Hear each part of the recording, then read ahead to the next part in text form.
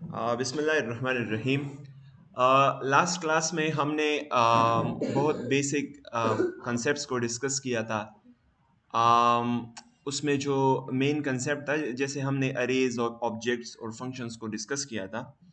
आज के क्लास में हम फंक्शन को थोड़ा सा रिवाइज करते हैं और फिर आगे जाते हैं। ठीक है, तो लास्ट टाइम हमने ये डिस्कस किया था कि जो ऑब्जेक्ट होता है, जो अरे होती है, it's a collection of data. अगर हम मल्टीपल डेटा को एक ही वेरिएबल में रखते हैं तो हम उसके लिए अरे बनाएंगे। विजुअल स्टूडियो कोड में मैं आज के क्लास का फोल्डर खोल लेता हूँ। So let's come over web development bootcamp 3.0 और 15 क्लास 1। अच्छा, अगर किसी को आता भी है ना तो नो प्रॉब्लम, गौर से देखें, लॉस्ट ना हो प्लीज़। ठीक है। अच्छा, सो यहाँ पे क्या करते हैं कि index.html बनाते हैं और अपने HTML के साथ एक कनेक्ट करते हैं जावास्क्रिप्ट के फाइल को। तो मैं यहाँ पे इसको हेडिंग दे देता हूँ टाइटल। आज कौन सा क्लास है? 15 क्लास है। ठीक है। और मैं H1 टैग में लिख लेता हूँ कंडीशनल स्टेटमेंट्स एंड लूप्स। ठीक है, लूप्स। और यहाँ पे एक स्क्रिप्ट टैग लेते हैं और उस स्क्रिप्ट टैग में src में एक index.js को कनेक्ट करते हैं इसके साथ। और वो index.js फाइल में यहाँ पे बना लूँगा। ठीक है। अच्छा, अब इस index.js के अंदर हम जावास्क्रिप्ट का कोड सिर्फ लिखेंगे, कोई भी HTML, कोई भी CSS यहाँ पे अलाउड नहीं है। ओके, सो हमने कल ये डिस्कस किया था कि अगर हम स्टूडेंट्स की एक अरे बनाते हैं तो स्टूडेंट्स की अरे हम ऐसे बना सकते हैं। उसमें हम let's say Ali, let's say ताउल्ला,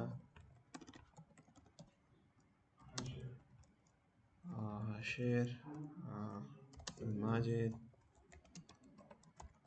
हर। ठीक है, तो ये मेरे पास स्टूडेंट्स हो गए। वे स्टूडेंट्स की एक अरे हो गई। और कल हमने ये भी डिस्कस किया था कि ज़रूरी नहीं है कि हम सिर्फ स्ट्रिंग उसमें रख सकते हैं। हम यहाँ पे एक अरे बना सकते हैं एजेस, और उसमें हम इन स्टूडेंट्स के एजेस को वो रख सकते हैं। लेट्स से 12, 20, 13, 20 और 20। ठीक है, ऑलराइट। सो ये लेट्स से एजेस हो गए। इसी तरह से ये भी ज़रूरी नहीं है कि हम सिर्फ इंटीजर्स या सिर्फ स्ट्रिंग एक ही अरे में रखेंगे। जावास्क्रिप्ट में ये भी अलाउड है कि आप बूलियन भी रख सकते हैं उस अरे में। इसी तरह से स्ट्रिंग भी रख सकते हैं। इस तरह एक और अरे भी आप डाल सकते हैं उसके अंदर। ठीक है, सब कुछ अलाउड है। जो भी डेटा टाइप आप किसी वेरिएबल को असाइन कर सकते हैं वो यहाँ पे अरे के अंदर भी आप एज एन एलिमेंट लिख सकते हैं। और कल हमने ये भी डिस्कस किया था कि ये जो पोजीशन है ये स्टार्ट होता है 0 से। 0, 1, 2, 3, 4, और इस पोजीशन को हम इंडेक्स कहते हैं। और जो अरे में डेटा होता है उसे एक पीस को हम एलिमेंट ऑफ द अरे कहते हैं।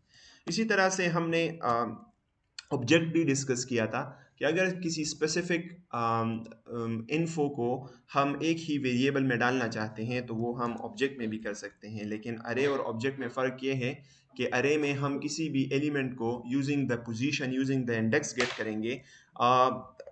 ऑब्जेक्ट में क्या करेंगे? यूजिंग की हम उस वैल्यू को गेट करेंगे।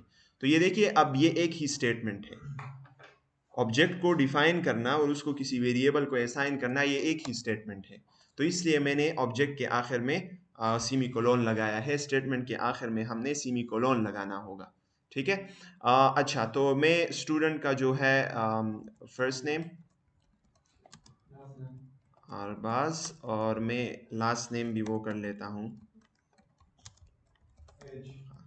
ठीक है, लेट्स से एज और 21। और अच्छा, की वैल्यू पेयर्स को हम कॉमा से सेपरेट करेंगे। और हमने ये भी डिस्कस किया था कि की वैल्यू पेयर को प्रॉपर्टी भी कहते हैं। अच्छा, ऑलराइट। सो मैं एज का ये मेरे पास एक ऑब्जेक्ट है। तो अगर मैं स्टूडेंट में किसी पर्टिकुलर मैं हाशर को लेट से आउटपुट करना चाहता हूँ, गेट करना चाहता हूँ, उसको कंसोल करना चाहता हूँ, तो हाशर मुझे ये बताओ कि कैसे करूँगा।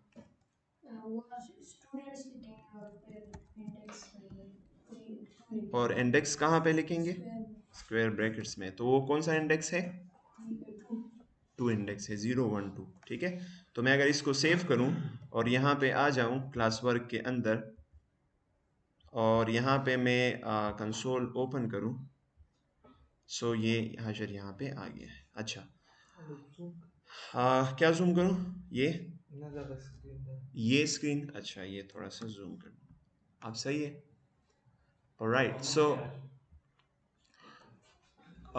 अच्छा, अब अतहर मुझे ये बताओ कि अगर मैं ये एज कंसोल करना चाहता हूँ तो कैसे करूँगा? ये जो ऑब्जेक्ट के अंदर है,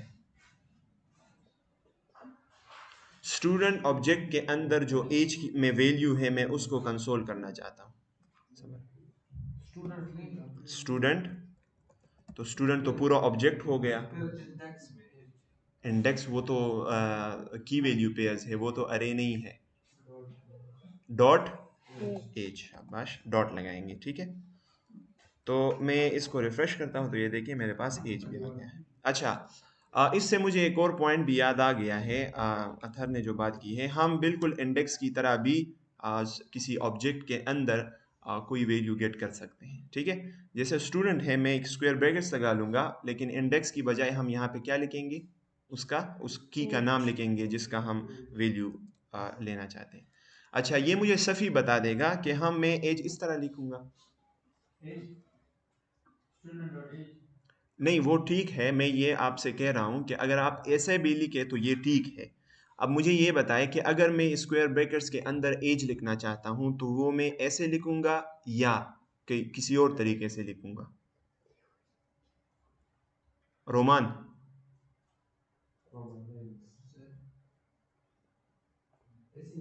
ऐसे लिखूंगा।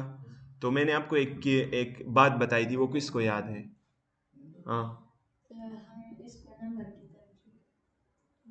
नंबर की तरह ट्रीट करना चाहे, वो तो नंबर 21 तो उसमें है, लेकिन मैं स्टूडेंट के ऑब्जेक्ट में एज के वैल्यू को गेट करना चाहता हूँ। तो अगर मैं इस स्क्वायर ब्रैकेट्स के अंदर एज लिखूंगा तो क्या मैं ऐसे लिखूंगा या किसी और फॉर्मेट? आप नहीं बताओ, अब्दुल माजिद आप बताएं। कंसिडर की खुबा, I have to write as और व्हाट और इन द कोट्स एज, क्या लिख? ठीक है, मैंने आपको हिंट दे दिया, कोट्स में लिखेंगे। क्यों लिखेंगे कोट्स में? अच्छा, अगर, अब सवाल मॉडिफाई हो गया, रोमान मुझे इसका जवाब देगा कि अगर स्ट्रिंग के अंदर हम लिखते हैं ठीक है तो वो स्टूडेंट से एज उठा लेगा, लेकिन अगर हम एज को विदाउट स्ट्रिंग्स लिखते हैं तो इसका मतलब क्या होगा? अताउल्ला आप बताएं। हाँ जी, जी जी, कुछ बता रहे हैं? विदाउट, जैसे मैंने अभी लिखा है वैसे लिखना ऐसे चाहिए, ऐसे स्टूडेंट के अंदर एज की प्रॉपर्टी में जो वैल्यू है वो उठा के मुझे दे दो, ये सही है। आप अगर इसको देख लेना, one of the same thing, right? लेकिन अगर मैं इसको एज लिखूं, अब देखते हैं। नोप। अच्छा, अब एज इज नॉट डिफाइन, अब तो बताए ना एग्जैक्टली क्या, पूरा बताएं। वार एज, तो अगर हम इस ऐसे एज लिखेंगे विदाउट कोट्स तो वो ये कंसिडर करेगा कि ये एक वेरिएबल है कोई, और उस वेरिएबल की वैल्यू को स्टूडेंट में डालेगा। ठीक है, जो कि हमारे पास नहीं है, एज का वेरिएबल ऊपर है नहीं है, तो इसलिए हम इसको भी एज ओ सॉरी इसको भी हम एज अ स्ट्रिंग लिखेंगे। ठीक है, सो एज। ऑलराइट, सो ये हमने डिस्कस किया था। अब आते हैं फंक्शन की तरफ। तो ये हमारे पास एक जो एक पार्टिकुलर काम करता है उसको हम एक स्टेटमेंट कहते हैं। ठीक है, ऑलराइट। अब देखिए फंक्शन किसे कहते हैं। देखिए मैं एक ए मुश्तबा प्लीज, मैं लेट से कहता हूं कि मैं एक ग्रुप बनाना चाहता हूं। ठीक है, हर एक स्पेसिफिक काम करते हैं। लेट से अतहर है, सफ़ी है और अब्दुल माजिद है, तीन बंदे हैं। तीनों का एक स्पेसिफिक काम है। मैं चाहता हूं कि मैं इनका एक ग्रुप बनाऊं। तो अगर मैं एक ग्रुप बनाऊं तो उसका फ़ायदा क्या होगा कि मैं जैसे ही उस ग्रुप को कॉल करूंगा ये तीनों समझेंगे कि हम तीनों को बुलाया गया है। मैं अलग अलग सबका नाम नहीं लूंगा, मैं कहूंगा ग्रुप ए, वो सब आ जाएंगे। ठीक है। तो प्रोग्रामिंग में भी अक्सर हम क्या करते हैं कि हम एक काम को बार बार करते हैं। जैसे मैंने कल आपको सम की मिसाल दी थी, हम सिर्फ एक मरतबा तो सम नहीं करते ना, दो नंबर्स को मल्टीपल टाइम्स हम सम करने की कोशिश करते हैं। तो जब भी हम ऐसा करते हैं उसके लिए हमें बार बार कोड लिखना पड़ेगा। तो उसकी बजाय क्या होना चाहिए कि उस स्टेटमेंट्स को ग्रुप करना चाहिए और उनको एक नाम देना चाहिए। So the group of statements is called function. तो हम फंक्शन को कैसे डिफाइन करेंगे? फंक्शन कीवर्ड लिखेंगे और फिर फंक्शन का नाम लिखेंगे। And what is the name of the function? Let's say मैं एक फंक्शन बनाना चाहता हूं और वो फंक्शन थोड़ा सा लेट्स से वो फंक्शन क्या करेगा कि वो फंक्शन मुझे ये बताएगा कि कोई नंबर ऑड है या इवन। हमने तो इफ स्टेटमेंट नहीं पढ़े तो ये भी छोड़ें। एक फंक्शन मुझे बताए जो कि एक काम करे। सम तो बहुत इजी है ना, आप इसको सही नहीं समझेंगे। हाँ ये भी ठीक है, कोई और बताए। यानी जिसमें मल्टीपल स्टेटमेंट आ सकते हैं ना, कोई भी एक फंक्शन बताए कि जो एक स्पेसिफिक काम बताए। चले क्या करते हैं,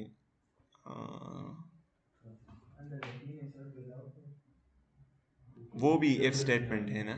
हाँ अच्छा, चले एक काम करते हैं। हम एक नंबर को पास करेंगे और हमें उसका स्क्वायर मिलेगा। तो हम एक फंक्शन बनाते हैं, स्क्वायर तो जानते हैं ना, एक नंबर को अपने साथ मल्टीप्लाई करो। ये गौर से देखें। तो फंक्शन का नाम क्या है? स्क्वायर है।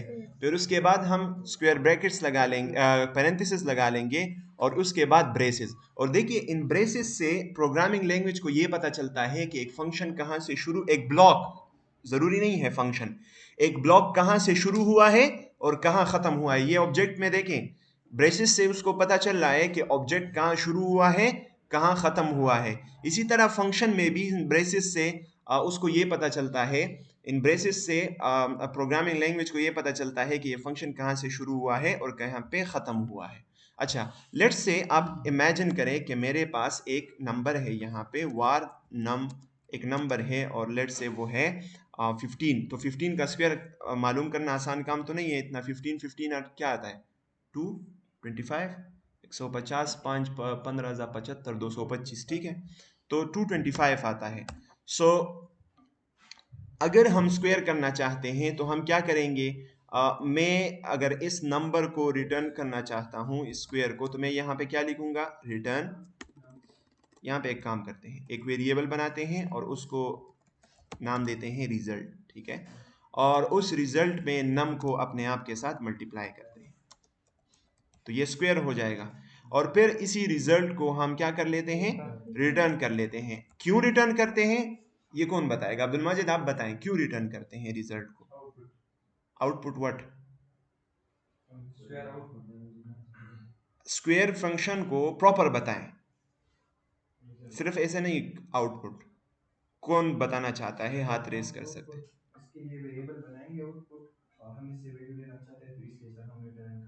ठीक है, इसकी बात को थोड़ा सा अगर आप अच्छी तरह से मॉडिफाई कर सकते हैं तो बताएं। मतलब रिटर्न का मतलब ये है सर कि यहाँ तक प्रोग्राम आ जाए, उसके बाद रिटर्न में जो भी चीज़ हम लिखेंगे ना उसको एग्जीक्यूट करें। ठीक है, और मुझे आप ये बताएं कि रिटर्न के बाद क्या फंक्शन नीचे, उसके नीचे अगर मैं एक और स्टेटमेंट लिखूं, क्या ये रन होगा? हाँ सर। क्यों? रिटर्न से क्या होता है कि वो उससे नीचे फिर वो स्टेटमेंट्स रन नहीं होते? क्या खत्म हो जाता है कि एग्जिट हो जाता है? एग्जिट हो जाता है, खत्म नहीं होता, क्योंकि और भी स्टेटमेंट्स नीचे हो सकते हैं लेकिन वो एग्जिट हो जाता है। ठीक है, एक बात तो समझ आ गई कि रिटर्न से फंक्शन एग्जिट होता है। Make sense? अच्छा ये बताएं, जैसे रोमान ने बताया कि मैं अगर रिटर्न रिजल्ट करता हूं तो इसका फायदा क्या है। तो जैसे उसने बताया कि हम अगर कोई वेरिएबल बनाना चाहते हैं और उस वेरिएबल को हम कोई वैल्यू असाइन करना चाहते हैं, अगर हम इस फंक्शन को कॉल करें तो तब हमें रिटर्न करना चाहिए कुछ। अच्छा शाह गालिब, मुझे ये बताएं कि अगर मैं यहाँ पे एक स्क्वायर रिजल्ट का वो बनाऊं, एक वेरिएबल बनाऊं और मैं ये फंक्शन कॉल इसको असाइन करूं, ठीक है, ये फंक्शन कॉल, और मैं यहाँ से कुछ भी रिटर्न ना करूं, ठीक है, तो क्या इस स्क्वायर रिजल्ट में क्या क्या स्टोर हो जाएगा? हम उसको देखने के लिए उसको कंसोल लॉग भी कर लेते हैं। स्क्वायर रिजल्ट में क्या आ जाएगा? अगर फंक्शन से मैं कुछ भी रिटर्न नहीं करता, फंक्शन से कुछ भी रिटर्न नहीं करता और उससे मैं कॉल कर लेता हूं, किसी वेरिएबल को असाइन कर लेता हूं, तो उसमें क्या स्टोर होगा? रिजल्ट आ जाएगा, ठीक है। रिजल्ट तो क्या आएगा, कौन सी वैल्यू आएगी? मुझे वैल्यू बताओ। हमने यहां से कुछ भी रिटर्न नहीं किया, हमने उसको कमेंट कर लिया है, तो वो अब एग्जीक्यूट नहीं होगा, रन नहीं होगा। 15 ये कैसी बात हो गई? या अनडिफाइन या 15, एक बताओ ना, और उसका रीजन भी बताओ। अनडिफाइन आएगा, ठीक है, देख लेते हैं। तो ये अनडिफाइन आ गया है। क्यों अनडिफाइन आ गया है? क्यों अनडिफाइन आ गया है? अरबाज नहीं बताओ ना। अच्छा, क्यों अनडिफाइन आ गया? ठीक है, तो जब हम फंक्शन से कुछ चीज रिटर्न नहीं करते तो वो क्या रिटर्न करता है? शाबाश। So you are clear right, कि जब हम फंक्शन से रिटर्न नहीं करेंगे और उस फंक्शन को हम कॉल करेंगे और उस फंक्शन कॉल को हम किसी वेरिएबल को असाइन करेंगे तो उस वेरिएबल को अनडिफाइंड वैल्यू मिलेगी। लेकिन अगर हम कुछ रिटर्न करते हैं तो फिर उस वेरिएबल को वो रिटर्न वाली वैल्यू मिलेगी। अच्छा मुझे ये बताएं जी, अगर हम console.log में ये रिजल्ट लिख लें, मतलब हाँ कर कि हम सकते हैं। मल्टीप्लाई हम तो अब यही सवाल मैं आपसे पूछ रहा था, आपसे पूछ लेता हूँ। अब्दुल माजिद, आप मुझे ये बताएं कि क्या ये कंसोल रन होगा अगर हम कुछ रिटर्न नहीं करेंगे? क्यों? क्यों ये कंसोल रन होगा? देखिए मैं आपको कंफ्यूज कर रहा हूँ, हालांकि मैं I am comparing apples with oranges. क्यों कंसोल रन होगा? देखिए टेक्निकल बात बताएं, मैंने इस फंक्शन को कहीं पे यूज किया है? कहाँ पे यूज किया है? लाइन नंबर बताओ। नहीं, स्क्वेयर फंक्शन को, ये कंसोल डॉट लॉग कहाँ है? गौर से देखें, कंसोल डॉट लॉग स्क्वेयर के अंदर है। तो क्या, अब्दुल माजिद से मेरा सवाल ये है कि क्या ये जो 17 नंबर लाइन पे कंसोल है ये मुझे शो होगा कि नहीं?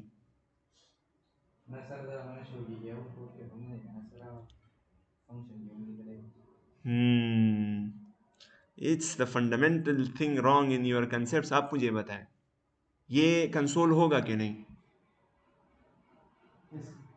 क्यों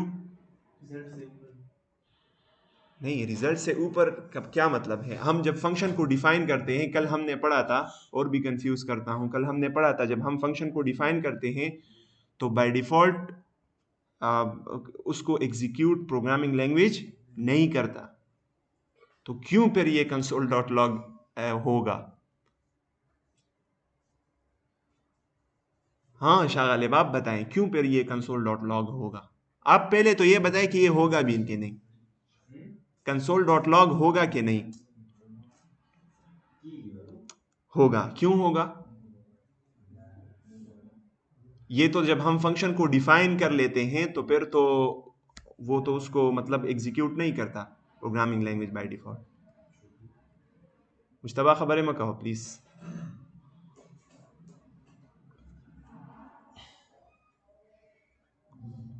हाँ अरबाज आप बताएं। क्योंकि ये फंक्शन एग्जिट नहीं हुआ इसलिए। एग्जिट नहीं हुआ?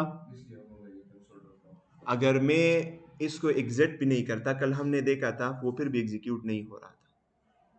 अब बात को समझे, जब फंक्शन को डिफाइन कर लेते हैं तो फंक्शन डिफिनीशन को सिर्फ अगर आप डिफाइन कर लेते हैं तो उसको वो चलाता नहीं है प्रोग्रामिंग लैंग्वेज। आप क्या कहते हैं इस बारे में? सर दा वे एक्सक्यूट क्यों? मतलब अवल दा मु सर स्क्वायर फंक्शन का करता और अब मु क्लास फंक्शन का को सर स्क्वायर बनाशन अवल दिस इज द पॉइंट, बस मैं यही सुनना चाहता था कि स्क्वायर फंक्शन को जब हम कॉल करते हैं, और हमने कॉल कहाँ पे किया हुआ है? 21 नंबर लाइन पे।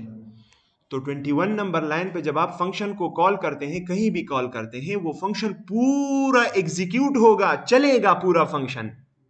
लेकिन उस वेरिएबल को, जिस वेरिएबल को आपने उस फंक्शन कॉल को असाइन किया हुआ है, उसे क्या मिलेगा? तो अगर कुछ भी डिफाइन आपने वहां से रिटर्न नहीं किया तो जीरो बटलुल कुछ भी नहीं मिलेगा, अनडिफाइंड मिलेगा। ठीक है। लेकिन अगर आपने उस स्क्वायर फंक्शन से कुछ रिटर्न किया है और फिर उस फंक्शन कॉल को किसी वेरिएबल को असाइन करते हैं तो फिर उसको कुछ मिलेगा। देखिए, मैं इसको सेव करता हूं और यहां पे आ जाता हूं, रिफ्रेश करता हूं, ये देखिए 225 यहां पे आ गया है। किस नंबर लाइन से? 17 नंबर लाइन से। क्यों? इसलिए कि हमने इसको कॉल किया है।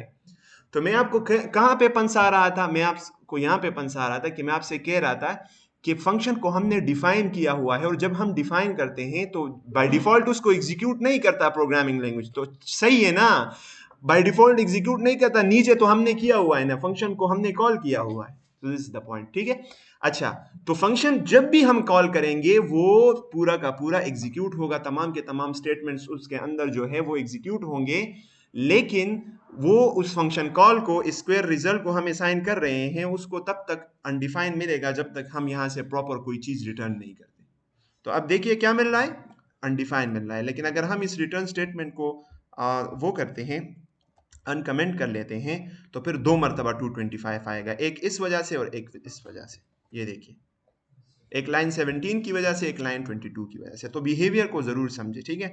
मैं इससे ये हटा देता हूं। तो अब ये जो फंक्शन है ना हमारे पास, स्क्वायर का फंक्शन, ये स्क्वायर का फंक्शन अब क्या करता है कि एक नंबर को उठाता है और उसको स्क्वायर करता है, उसको रिटर्न करता है। अब ये जो फंक्शन है ये इतना यूजेबल फंक्शन नहीं है। अगर हम इस प्रोग्राम में सिर्फ 15, ये जो नम के अंदर जो भी वैल्यू है, सिर्फ उसका स्क्वायर लेना चाहते हैं, फिर तो ठीक है, फिर तो ये फंक्शन वेल एंड गुड। लेकिन अगर हम मल्टीपल नंबर्स का स्क्वायर लेना चाहते हैं, तो फिर तो ये फंक्शन का कोई फायदा ही नहीं है, क्योंकि इसमें वैल्यू हार्ड कोडेड है। तो इसी वजह से हम फंक्शन के अंदर आर्गुमेंट्स, इस पैरेंथेसिस के अंदर आर्गुमेंट्स डिफाइन करते हैं। और आर्गुमेंट्स का मतलब क्या होता है? पैरामीटर्स या आर्गुमेंट्स दोनों सेम चीज़ है। हम पैरामीटर्स डिफाइन करते हैं। पैरामीटर्स का मतलब ये होता है कि ऐसे वेरिएबल्स जो कि हम यहाँ पे डिफाइन करेंगे फंक्शन डिफिनीशन में, और जब हम उस फंक्शन को कॉल करेंगे, हम उस फंक्शन कॉल के दौरान उसको वैल्यूज देंगे, वरना उस वैल्यूज के बगैर वो फंक्शन सही काम नहीं करेगा।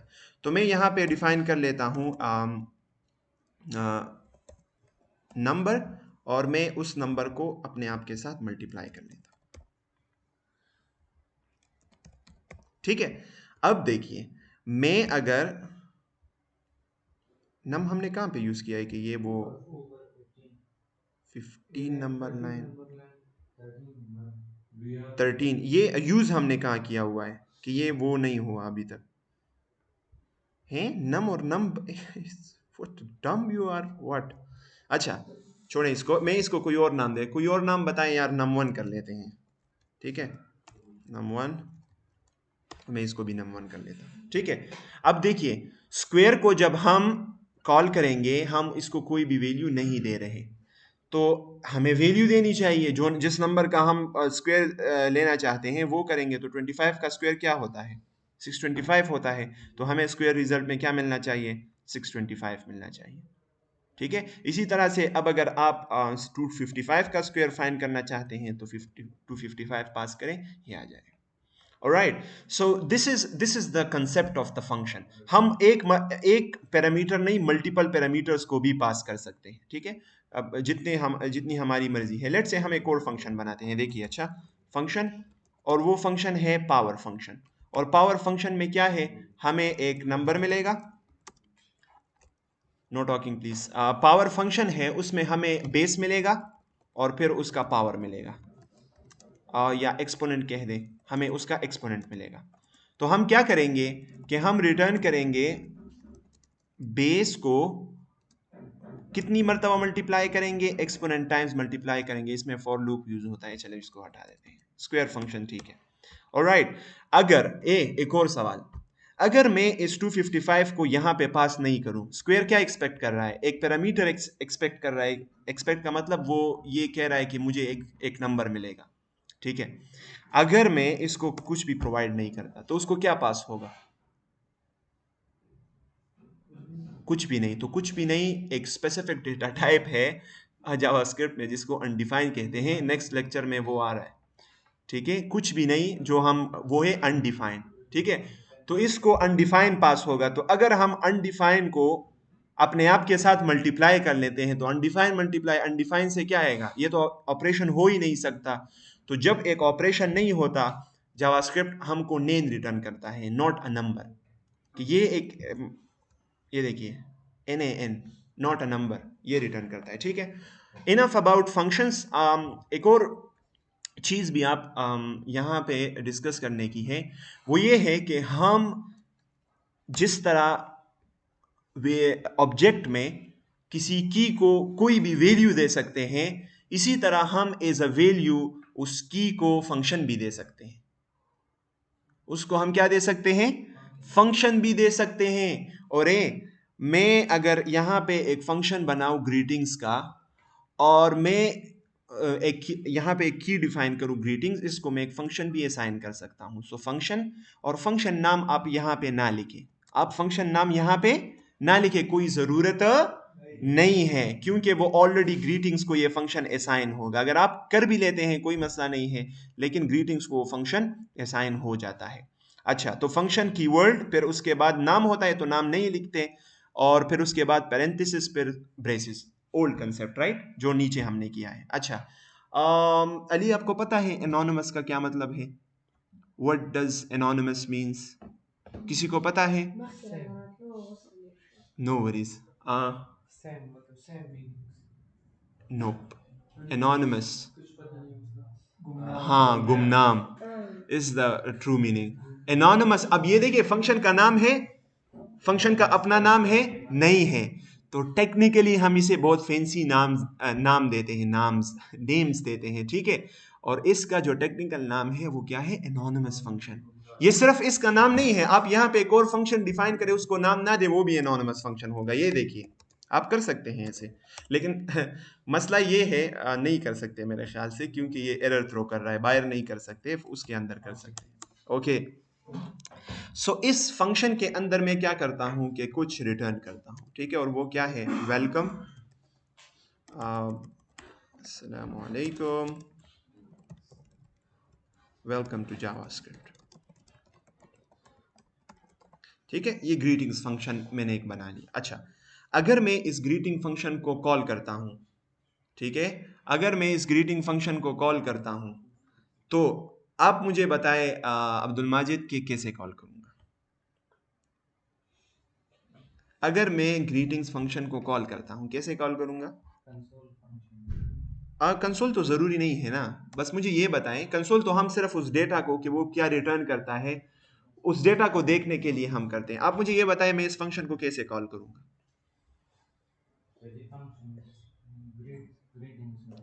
अच्छा, तो ग्रीटिंग्स में डायरेक्टली लिखूंगा,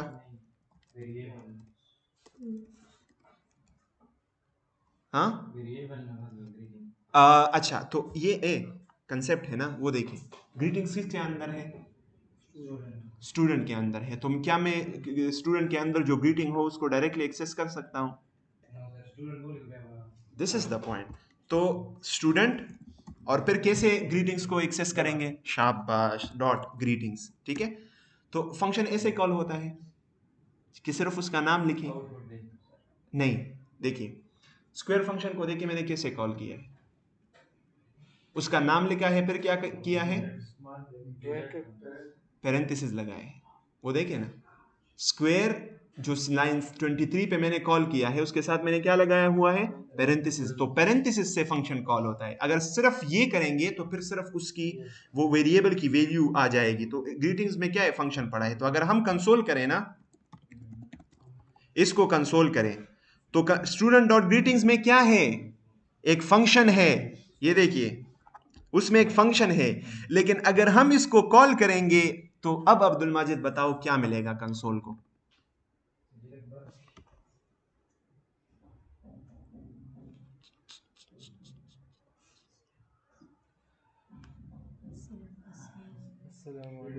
हाँ, जो रिटर्न हम करते हैं ना वही मिलेगा।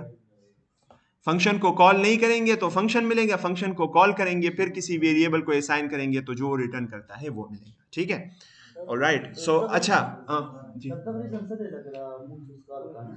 जी, पेरेंट, हाँ ठीक है। रीजन ये है कि ये सिंटेक्स है कॉल करने के लिए। अगर आप कॉल नहीं करेंगे, जस्ट वैल्यू पास करेंगे, कल को ऐसे हम आगे जाएंगे कॉल बैक्स में, सिर्फ फंक्शंस को हम कॉल नहीं करते, बात फंक्शंस ऐसे होते हैं हम दूसरे फंक्शन को एज आर्गुमेंट पास करते हैं। ठीक है, तो फिर हमने पूरा फंक्शन पास करना होगा, फंक्शन कॉल पास नहीं करना, क्योंकि अगर आप फंक्शन को कॉल करते हैं तो वो तो उससे आपको रिटर्न स्टेटमेंट मिलता है, जो रिटर्न होता है वही वैल्यू आपको मिलती है।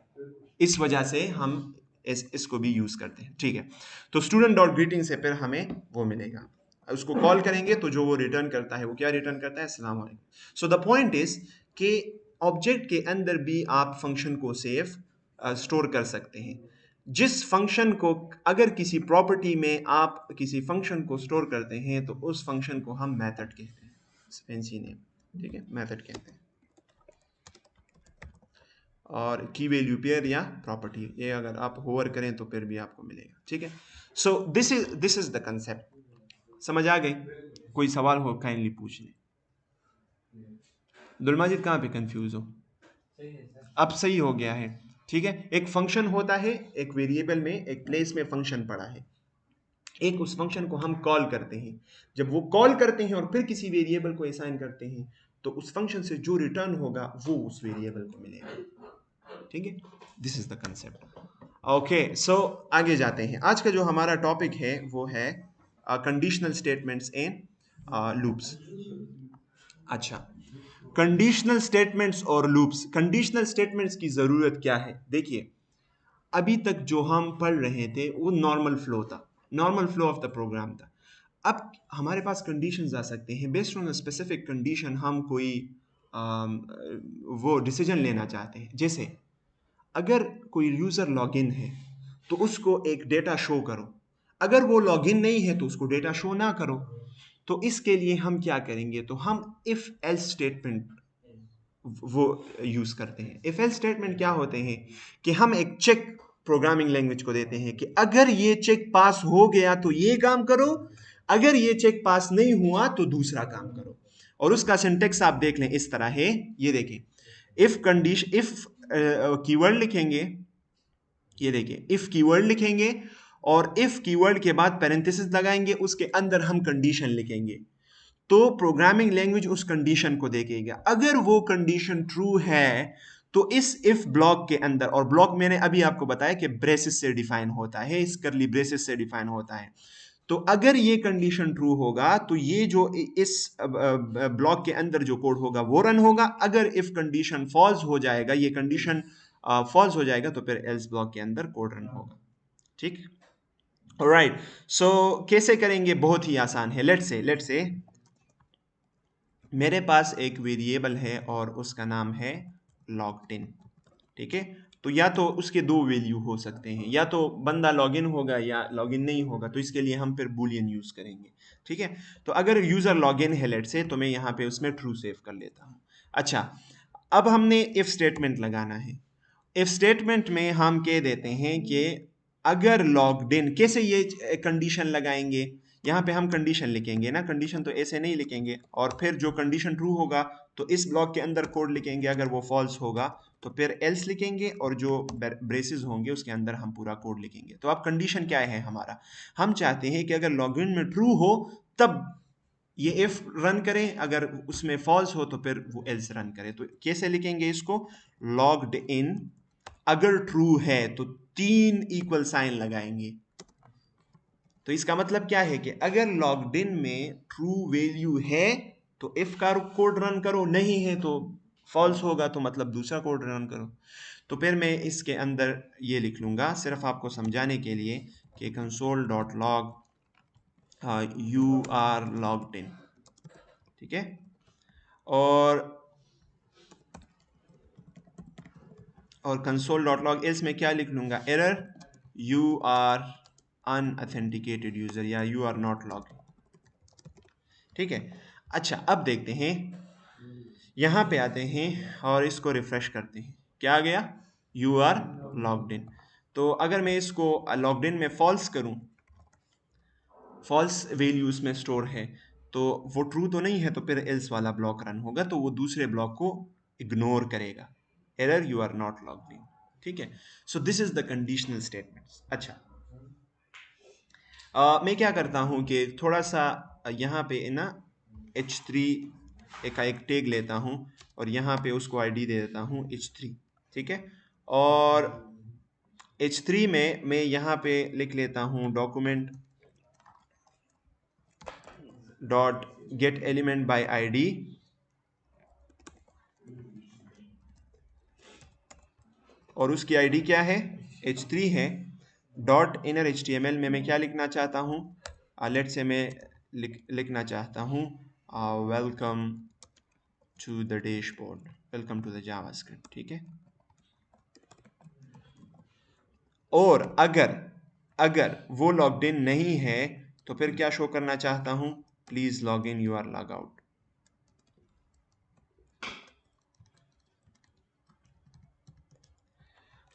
यू आर नहीं, वो लिख लेंगे यू आर लॉग्ड आउट, ठीक है, लॉग आउट, काइंडली लॉग इन, ठीक है। सो अगर मैं यहाँ पे आ जाऊँ, इसको रिफ्रेश करूँ, तो ये देखिए you are logged out, kindly log in. तो अगर मैं इसमें ट्रू सेव करूँ तो फिर ये यूजर जो है, this is welcome to the JavaScript, all right. अच्छा, जावास्क्रिप्ट में यही फ़र्क है, आप दो भी यूज़ कर सकते हैं, दो यूज़ करें, वन ऑफ द सेम। दो से क्या होता है, तीन से क्या होता है, एक होता है स्ट्रिक्ट चेक, एक होता है लूज चेक। जावास्क्रिप्ट में ये भी है, चूंकि टाइप इन्फ्रेंस वो असाइनमेंट ऑपरेटर है ना, एक इक्वल साइन असाइनमेंट ऑपरेटर है, उसका मतलब ये है कि राइट की वैल्यू उठाओ और लेफ्ट में सेव करो, वो असाइनमेंट ऑपरेटर है। डबल इक्वल या ट्रिपल इक्वल ये कंपैरिजन के लिए कि ये बिल्कुल इक्वल है या नहीं, ठीक है। एक और एफ लगाते हैं, में लेट से जो एज है, पर्सन स्टूडेंट से एज उठाते हैं, ठीक है। लेट से ये यूनिवर्सिटी का एक वेबसाइट है ना, और उसमें 18 से ऊपर के लोग वो एडमिशन कर सकते हैं, ऑब्वियसली आप अब 18 से नीचे तो नहीं कर सकते यूनिवर्सिटी में। तो मैं यहाँ पे चेक लगा लूँगा कि if person student dot age is greater than और इक्वल टू 18, अगर वो 18 से बड़ा हो या इक्वल हो 18 के उसका एज, तो मैं कंसोल करना चाहता हूँ you are eligible for admission in university, ठीक है। और अगर एल्स अगर ये नहीं होगा तो फिर क्या कंसोल करना चाहते हैं, else console dot log you are under age, under age, please wait for 18। तो ये you are eligible for admission in university, क्योंकि स्टूडेंट डॉट एज में क्या पढ़ा है, 21 पढ़ा है। अगर मैं इसको 18 करूं, हाशिर मुझे ये बताओ, अगर मैं 18 करूं कौन सा ब्लॉक रन होगा, क्यों, ठीक है, सही है, ठीक है। और अगर 18 से कम होगा, 17 करते हैं या लेट से 12 करते हैं, तो अनरीच, ठीक है, alright, perfect. So if else की समझ आ गई। अच्छा, लेट से आप मल्टीपल चेक्स लगाना चाहते हैं, आप कहते हैं कि अगर स्टूडेंट का एज वो 18 से 24 के दरमियान हो, तो तब मैं उसको अलाउ करना चाहता हूँ। अगर वो इसके उससे ज़्यादा हो तो उसे कहना चाहता हूँ कि यार तुम्हारा एज बहुत ज़्यादा हो गया, ठीक है। तो उसके लिए क्या करेंगे, तो हम यहाँ पे student dot age is greater than और इक्वल टू 18 एंड, तो एंड के लिए क्या करेंगे, डबल एंड एम्परसेंड साइन लगाएंगे, डबल एंड, कि स्टूडेंट डॉट एज वो लेस और इक्वल टू होना चाहिए 30 एज से, कि अगर 30 से वो ऊपर हो तो फिर भी हम एडमिशन नहीं देना चाहते। तो जब तक ये दोनों एंड तो जानते हैं ना, जब तक ये दोनों ट्रू नहीं होते तब तक ये इफ वाला ब्लॉक रन नहीं होगा। अच्छा, और मैं कहना चाहता हूं कि अगर स्टूडेंट का एज वो 18 से कम है तो ये ब्लॉक रन होना चाहिए, अगर एज 18 से ज्यादा है, 30 से ज्यादा है तो फिर दूसरा ब्लॉक। तो उसके लिए हम एल्स इफ स्टेटमेंट्स भी यूज कर सकते हैं। तो एल्स इफ में हम यहां पे कह सकते हैं कि अगर स्टूडेंट डॉट एज वो 18 से कम है तो हम उसको क्या मैसेज दिखा रहे हैं कि you are under age, please wait. इसी तरह से मल्टीपल एल्स इफ लगा सकते हैं, मल्टीपल इफ एल्स इफ। अगर स्टूडेंट डॉट एज वो 30 से ग्रेटर है तो फिर हम क्या शो करना चाहते हैं, फिर हम कंसोल करना चाहते हैं you are old, whatever you doing till now. ठीक है, और खैर दे बस दम यूनिवर्सिटी की I am good with it हो लगा यूनिवर्सिटी वाला खुदा सी अस्ता सु यूनिवर्सिटी मैसेज दे ज़माना है। अच्छा ठीक है, तो एल्स इफ, अच्छा अगर आप चाहते हैं कि अगर तीनों कैटेगरी में ना हो, वैसे हो तो नहीं, मतलब ऐसी कैटेगरी नहीं है जो इन तीनों में नहीं आ सकेगा, लेकिन फिर भी आप एल्स लगा सकते हैं। तो अगर ये तीनों कंडीशन नहीं होंगे तो फिर एल्स में आएगा। तो अच्छा, अब एज क्या है, 21 है, तो ये मैसेज यू आर एलिजिबल वाला मैसेज शो होगा। ठीक है, अगर एज 18 से 30 से ज्यादा हो जाएगा, मैं इसको 31 कर लेता हूं, तो फिर क्या शो कर रहा है, you are old whatever you doing till now. इस तरह अगर हम 17 कर ले, इसको 11 कर लेते हैं, तो फिर सी यू आर अंडर एज, हमें सब कुछ अकॉर्डिंग टू कंडीशन दिखा रहे हैं। So that is how we use if else if statements। सब कुछ इसमें आ गए हैं। अच्छा, और क्या करते हैं, अच्छा क्या बस अभी तो एक if else पढ़ा है। ठीक है, आप ऐसा करें, if else स्टेटमेंट यूज करें, फंक्शंस को यूज करें जी। कि खैरात किस टाइम है, अच्छा सिर्फ 5 मिनट बस दे दे ताकि आप थोड़ा सा रिलैक्स हो जाए, 5 मिनट आराम करें चले, अगर कोई नहीं भी करता तो। अच्छा, आप लोग क्या करें, एक फंक्शन बनाएं, उस फंक्शन को एक नंबर मिलेगा और वो रिटर्न करेगा ऑड या even based on the number. आप ये करें कि ये नंबर ऑड है कि इवन है, एक फंक्शन बनाएं चेक नंबर, और उसको एज आर्गुमेंट आप एक नंबर पास करेंगे, वो उस नंबर पे चेक लगाएगा कि आया ये ऑड है कि इवन। तो अगर ऑड होगा तो ऑड स्ट्रिंग रिटर्न करेगा, और अगर इवन होगा तो इवन इन स्ट्रिंग रिटर्न करेगा। चलिए ये करें, शाबाश। ठीक है, सो एक और चीज आपको पता है, ये कंडीशन में आप इस तरह भी लिख सकते हैं, logged in is equal to true की बजाय मैं ऐसे भी लिख सकता हूँ, इसको मैं हटा भी सकता हूँ। तो अगर मैं कोई वेरिएबल, सिर्फ वेरिएबल पास करूं तो इसका मतलब ये होगा, ए वेरी इंटरेस्टिंग थिंग, मैंने यहाँ पे कंडीशन में सिर्फ एक वेरिएबल पास किया है, तो जावास्क्रिप्ट क्या करेगा कि इस वेरिएबल की वैल्यू देखेगा। अगर इस वेरिएबल में 0 है, नंबर 0 है, या एम्प्टी स्ट्रिंग है, या नल है, या अनडिफाइन है, तो जावास्क्रिप्ट ये इफ ब्लॉक पर रन नहीं करेगा, एल्स में जाएगा। समझ आ गई बात की, मैंने क्या कहा, मैंने क्या कहा, किस कंडीशन की बुनियाद पे, दोबारा सुने, अगर हम किसी वेरिएबल को इफ कंडीशन में पास करेंगे तो जावास्क्रिप्ट ये चेक करेगा कि इस वेरिएबल की वैल्यू में 0 नंबर का मतलब ये है कि वो स्ट्रिंग में ना हो, 0 नंबर हो, या एम्प्टी स्ट्रिंग, या नल, या अनडिफाइंड तो नहीं है। अगर 0 हो, नल हो, अनडिफाइन हो, एम्प्टी स्ट्रिंग हो, तो जावास्क्रिप्ट फिर उस इफ ब्लॉक को रन नहीं करेगा। एल्स को रन करेगा। अगर इनके अलावा कोई भी अदर वैल्यू हो तो फिर इफ ब्लॉक को रन करेगा। तो अगर आप कल को इस तरह का कोई वो देख लें तो कंफ्यूज ना हो कि ये कैसा कंडीशन है।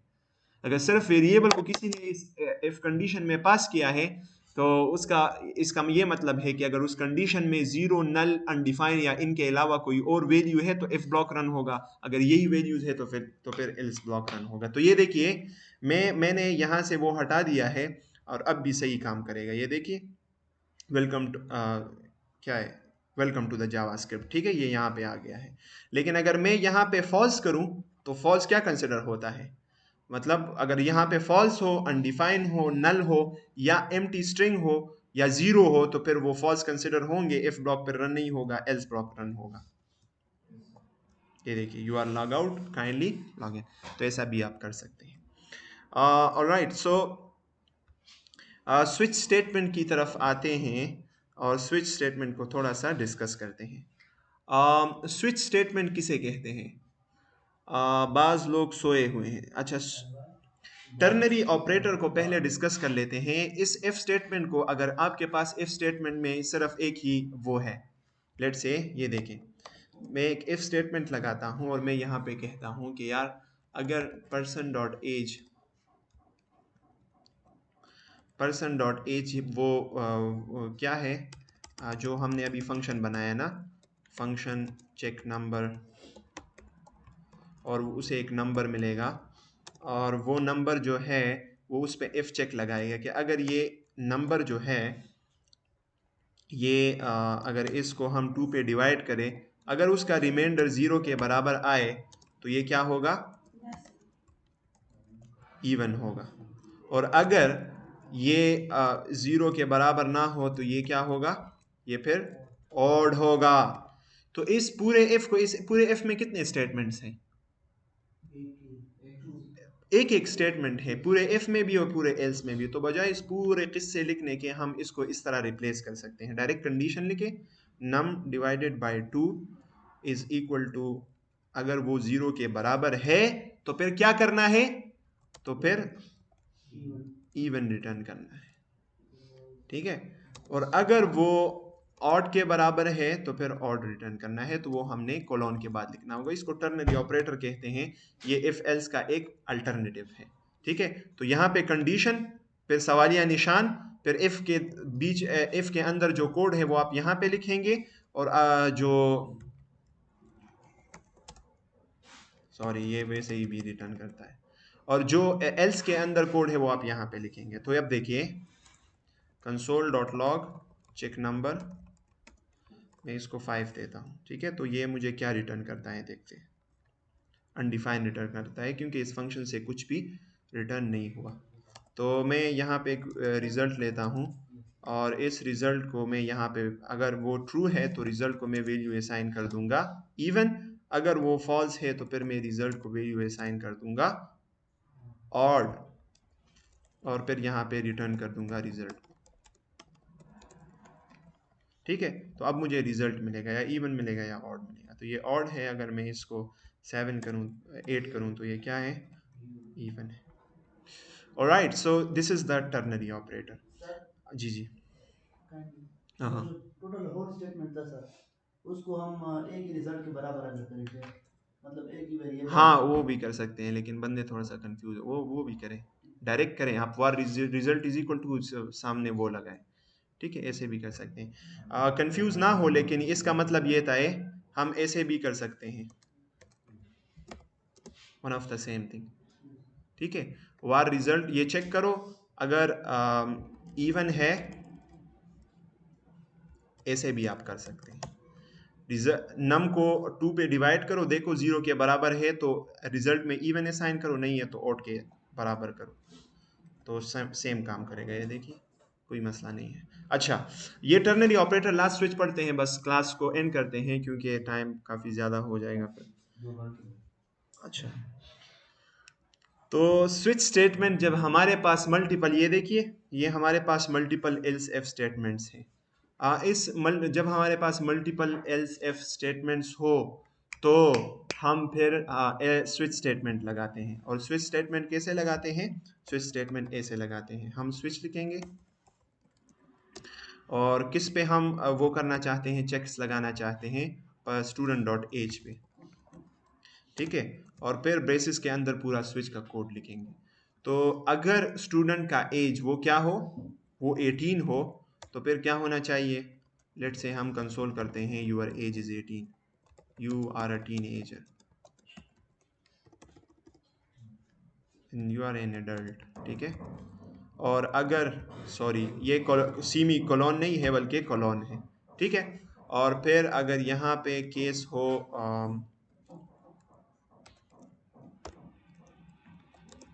24, सॉरी,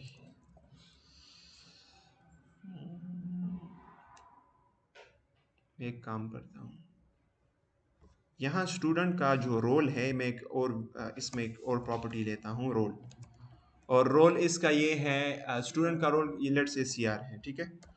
तो मैं इसके रोल पे चेक लगाता हूँ, और रोल की अगर वैल्यू, केस में जो हम वैल्यू लिखेंगे ये स्टूडेंट डॉट रोल के, हम बता रहे हैं जावास्क्रिप्ट को कि अगर स्टूडेंट डॉट रोल में CR हो तो हम कंसोल डॉट लॉग करेंगे कि you are a CR the head, ठीक है। और अगर उसमें और कौन से रोल्स होते हैं क्लास में, GR, ठीक है। तो अगर GR है तो फिर हम कंसोल करेंगे किसको, you are GR the head of girls, ठीक है। ओके, और इस तरह अगर और एक और केस बताएं, एक और केस बताएं, बैक बेंचर, ये अच्छा है, console dot log you are the bad guy, lol, ठीक है। सो ये अच्छा, एक और केस, बस एक केस बताएं। ये देखिए अब कितने, अब हम मतलब 3 तो इफ एल्स स्टेटमेंट यानी एल्स इफ स्टेटमेंट्स हो गए, वो देखिए कितनी आसानी से हम यहाँ पे कर रहे हैं, ठीक है। Bunker, O yes,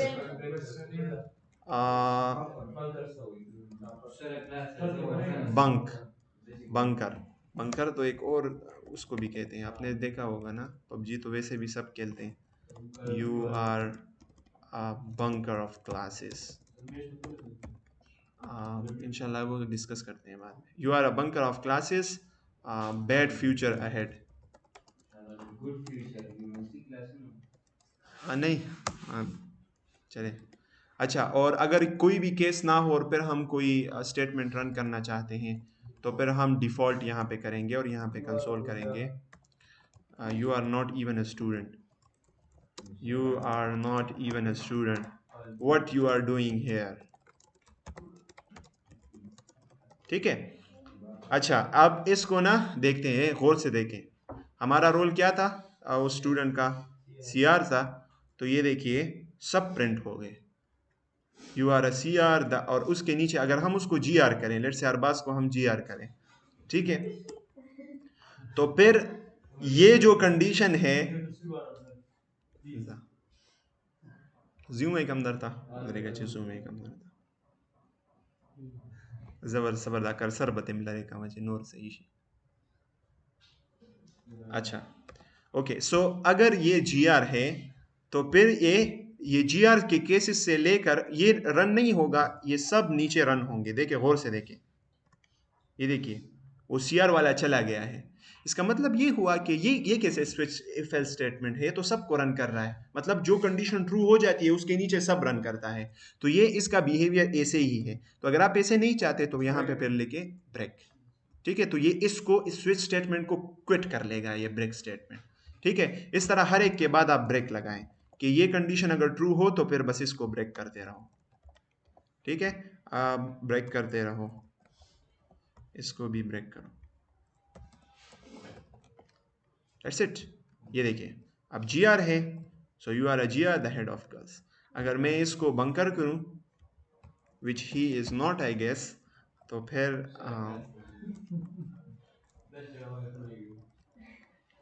you are a bunker of classes, bad future ahead. और इस तरह अगर मैं इसको वो करूं, लेट से टीचर करूं, नहीं टीचर नहीं करते, कोई और बताए, बैक बेंचर भी नहीं, कोई ऐसा केस बताए जो कि डिफ़ॉल्ट में जाए ना, कोई भी हमने नहीं। टॉपर ना वैसे टॉपर के साथ क्यों इतनी ज्यादती कर रहे हैं? तो you are not even student but you are doing here, ठीक है। ऑलराइट, सो क्योंकि एक टॉपर का केस यहाँ पे नहीं है ना, आपने प्रोग्राम गलत लिखा है। हाँ, तो फिर वो डिफ़ॉल्ट रन होगा, ठीक है। और जैसे ही एक केस रन हो जाता है तो वो फिर स्विच स्टेटमेंट क्लोज भी हो जाता है। So switch statement is very recommended for what scenario, जब आपके पास एक मल्टीपल कंडीशंस आप लगाते हैं किसी एक ही उस पे। मतलब आप लगाते हैं कि अगर ये वैल्यू हो तो ये रन होना चाहिए, ये वैल्यू हो तो ये, तो फिर उसके लिए स्विच स्टेटमेंट्स वो बहुत ज़्यादा, जिस तरह जेंडर है, मेल है फीमेल है, तो उसके लिए भी स्विच स्टेटमेंट। अभी तो अंग्रेज़ों के बहुत जेंडर है ना, वो जेंडर फ्री माशरे को बनाना चाहते हैं, लेकिन उसमें भी तो उसमें बहुत, हाँ, बहुत ज़्यादा आ जाते हैं, तो उसमें भी स्विच स्टेटमेंट बन सकता है, लेकिन होने नहीं चाहिए। जेंडर इज़ डिफाइंड, मेल और फीमेल होते हैं। इस्लाम इस बात पे बहुत ही फोकस करता है कि इंसान का एक ही जेंडर, इसलिए तो बहुत वईद आई है। अगर आप देखें ना हदीस में, अगर कोई लड़का हो और वो लड़कियों की तरह हरकतें करता है, लड़कियों की तरह इवन लिबास, अगर मैं लड़का हूँ, सारी आदतें मेरी लड़कों वाली है, और मैं एक पिंक शर्ट लेट से पहन लेता हूँ, लड़कियों की तरह एक शर्ट पहन लेता हूँ, या कोई कपड़े लड़कियों की तरह है, तो उसका इतना सख्त वईद है। पहले मैं सोच रहा था, जब मैंने वो हदीस बहुत पहले पढ़ी थी, तो मैं सोचता था कि यार नबी सल्लल्लाहु अलैहि वसल्लम ने 1400 साल पहले यानी ये बात क्यों कही है। यानी मैं इतना कंफ्यूज था कि मतलब मैं क्यों पहनूंगा लड़कियों वाली वो।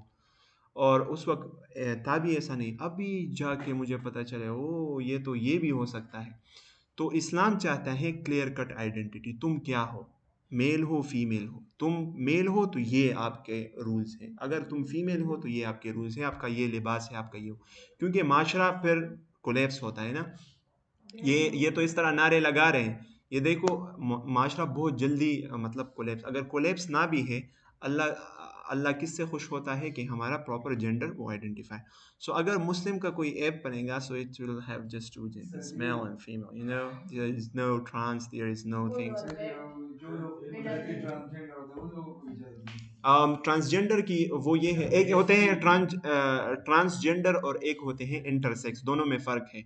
इंटरसेक्स उनको कहते हैं जो वाकई में मतलब उनका वो मेल होते हैं, असलन मेल होते हैं, लेकिन उनकी आदात व अतवार वो फीमेल्स की तरह होते हैं। और वो तो फिर उनमें ये देखना होता है कि गालिब वो किस की तरफ है, मतलब ज़्यादातर उनकी वो प्रॉपर्टीज़ किस तरफ है। तो अगर वो ज़्यादा, जस्ट सेइंग, इतना क्लियर नहीं हूँ मैं, लेकिन अगर वो ज़्यादा प्रॉपर्टी उसकी लड़कियों वाली है तो वो लड़की कंसिडर होगा। वो अपने आप को खुद नहीं कह सकेगा कि मैं तो लड़का बनूंगा, नहीं, बल्कि वो डॉक्टर्स और वो चीज़ें वो सब होगा। और फिर ट्रांसजेंडर्स वो होते हैं जो खुद कहते हैं, होता है लड़का, लेकिन मैं अगर अब जाऊँ ना और मैं सर्जरीज करूँ और ये बाल लंबे करूँ और कोई हार्मोन्स वाले टीके लगाऊं, तो फिर आई विल बी ट्रांसजेंडर, ठीक है। तो उसमें भी वो इंटरसेक्स वाले भी मेल और फीमेल वो होंगे, और वो कैटेगराइज करना होगा उनको, और उनके अपने हुकूक हैं। इस्लाम बहुत ही उनको मतलब वो करता है, उनके अपने हुकूक इस तरह आम बंदे के हैं। लेकिन अगर आप अपनी मर्जी करेंगे, सो मर्जी इज़ नॉट, मैं अगर मर्जी करूंगा कि मैं किसी को कत्ल करना चाहता हूँ, ये मेरी मर्जी, it's good, no way. All right, so that's it. अगर कोई सवाल हो स्विच स्टेटमेंट में कोई किसी चीज़ में, तो पूछ सकते हैं जी। अच्छा, इवेंट्स से पहले लूप्स भी रहते हैं, अगर चाहते हैं तो लूप्स भी कर लेते हैं, ठीक है। प्लीज़ ऐसा करें, आप लोगों की चूंकि प्रैक्टिस नहीं है, इस वजह से हम बार बार थोड़ा पढ़ रहे हैं। मैं ये सोच रहा था कि हम इवेंट्स भी पढ़ेंगे, लेकिन हमने आज के क्लास में भी लूप्स नहीं पढ़े। तो काइंडली जब नेक्स्ट क्लास में आए, कि आप जब आप नेक्स्ट क्लास में आए, तो होना ये चाहिए कि आप इन सब कंसेप्ट को आपने मास्टर किया हो, प्लीज़, ठीक है, ताकि हम डायरेक्टली लूप से स्टार्ट लें। दैट्स इट फॉर टुडे, इंशाल्लाह see you in the next class.